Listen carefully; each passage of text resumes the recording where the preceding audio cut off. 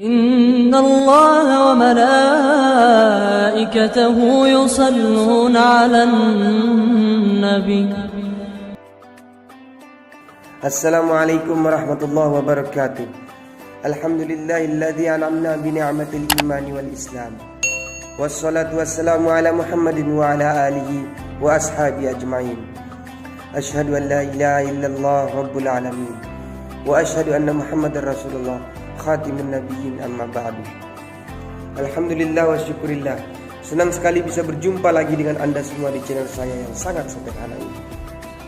Dan mari kita membaca dan mengamalkan serta mengaturkan sholawat dan salam bagi junjungan alam Nabi besar Muhammad sallallahu alaihi wasallam. Ya Rabbi salli ala Nabi Muhammadin ma'alihi wa sahbihi wasallam. Saudaraku seiman yang berbahagia rahimakumullah, saling mengingatkan di antara kita adalah kemuliaan dan sangat disukai oleh Allah Subhanahu wa taala.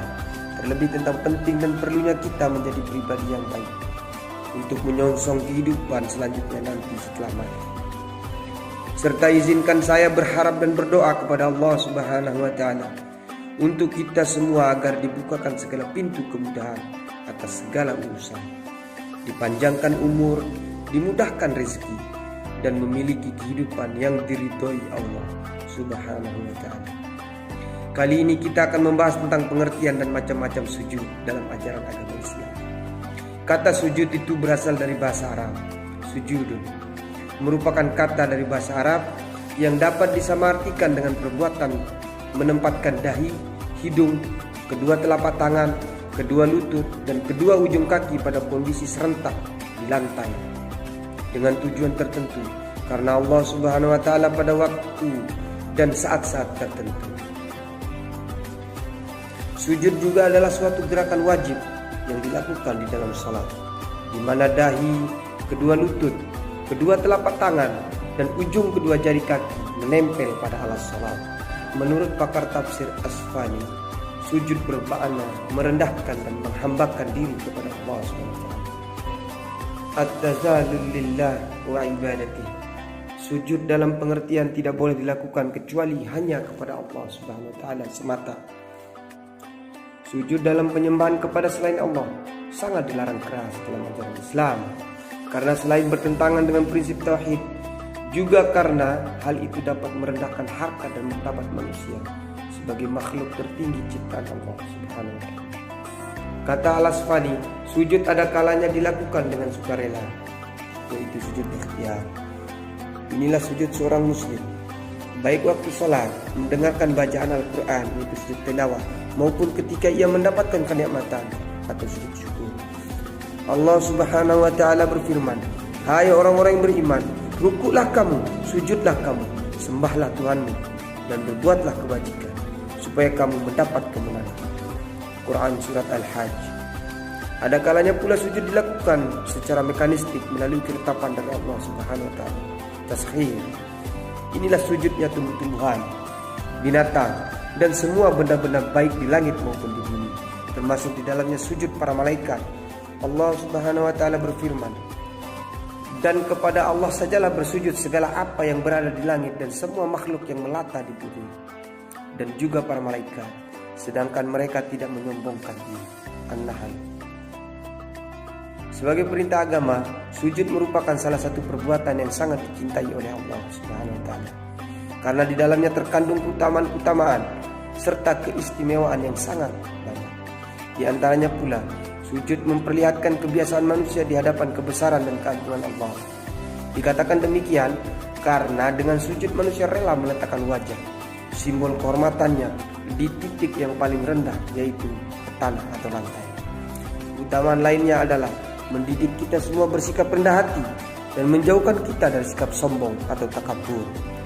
Semakin banyak orang bersujud, maka semakin bersih jiwanya dan makin tinggi kesadaran rohaninya.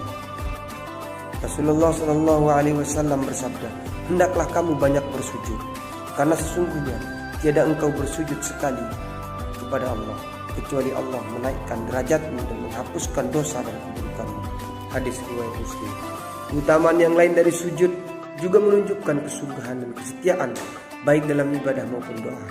Karena itu Rasulullah SAW menyuruh kaum muslimin agar banyak bersujud supaya mereka lebih dekat kepada Allah Subhanahu wa taala dan doanya lebih mudah terkabul.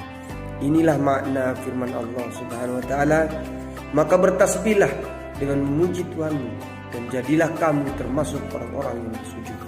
Al-Hijr. Dalam hadis riwayat Muslim diceritakan, Rabi'ah bin Ka'ab pernah bermalam bersama Rasulullah SAW. Ia dengan senang hati membantu keperluan-keperluan beliau, termasuk menyediakan air wudhu. Setelah wudhu, Rasulullah menyuruh Rabi'ah agar menyampaikan keinginannya. Aku ingin bersama Rasulullah di surga, ujar Rabi'ah. Apakah ada permintaan lain? Tanya Rasulullah.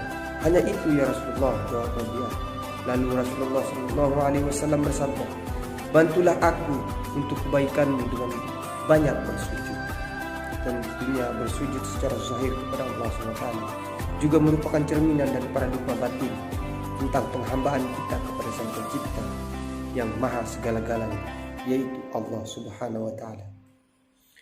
Saudara-saudaraku rahimakumullah, di kesempatan ini izinkan saya berbagi dan saling mengingatkan tentang macam-macam sujud dan pengertiannya.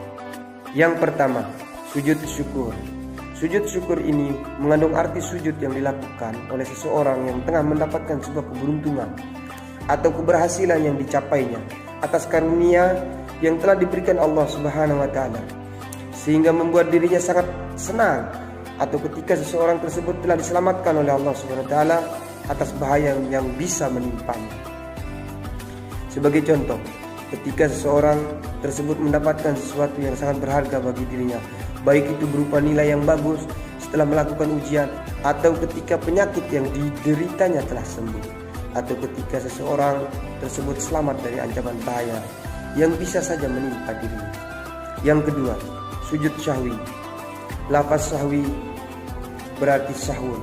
Menurut kamus bahasa Arab mempunyai arti lupa atau lalai, atau bisa juga lengah.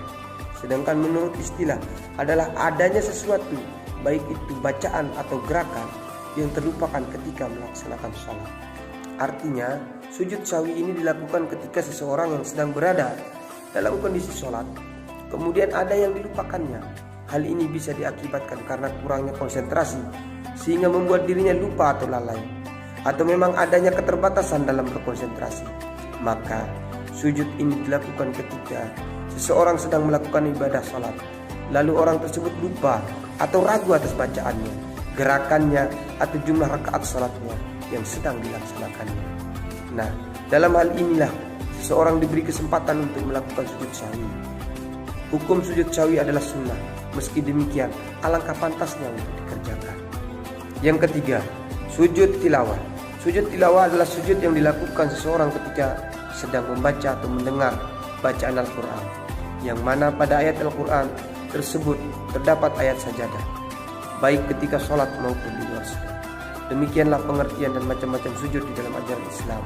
Tata cara sah dan rukunnya insya Allah akan kita bahas di konten atau video saya selanjutnya. Sekiranya ada kekurangan dan kekeliruan, maka itu adalah murni dari kesalahanku pribadi yang tidak luput dari salah, khilaf, dan dosa. Mohon diampunkan, karena kebenaran hakiki itu hanya milik Allah Azza wa Jalla. Semoga bermanfaat serta barokah, sehingga kita mendapatkan diri kita pada puncak kebaikan menuju kebahagiaan yang hakiki. Akhirul kalam, wabillahi taufiq wal hidayah. Assalamualaikum warahmatullahi wabarakatuh.